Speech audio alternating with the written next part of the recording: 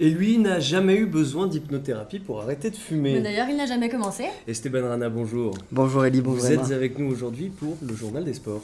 Et oui, et la ministre des Sports, Roxana Maracineanu, va rencontrer les dirigeants du Paris Saint-Germain cet après-midi à propos de l'affaire des fichages ethniques. Depuis lundi, elle a annoncé qu'elle laissait une semaine de timing supplémentaire au club pour faire une enquête interne. Avant d'affronter les Pays-Bas vendredi au Stade de France en Ligue des Nations, Didier Deschamps devrait reconduire 9 des 11 joueurs qui ont battu l'Allemagne au mois d'octobre. Pour pallier l'absence de Lucas Hernandez et Benjamin Mendy, c'est Lucas Digne qui devrait occuper le poste de latéral gauche.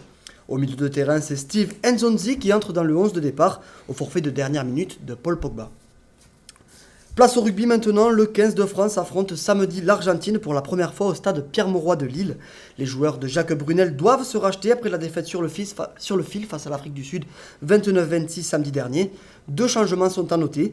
D'abord, c'est Gaël Ficou qui jouera au poste de centre à la place de Geoffrey Doumerou, blessé. Yoann Huget, quant à lui, retrouve le groupe après un an d'absence et remplace le Clermontois Damien Penaud, blessé à la cheville. Le recordman de France du 800 mètres, Pierre-Ambroise Bosse, s'est envolé hier soir pour un stage en Afrique du Sud. Le champion va s'entraîner à près de 1400 mètres de hauteur où il ne fera que du travail foncier.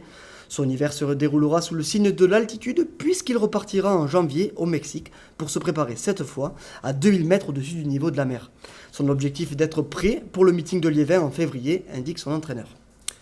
En tennis maintenant, Martin Cilic est venu à bout de John Isner hier soir au Masters de Londres, 6-2, 6-7, 6-3, 6-4. Battu par Alexander Zverev pour son entrée en compétition lundi, Cilic a bien réagi, conservant ainsi ses chances de qualification pour les demi-finales.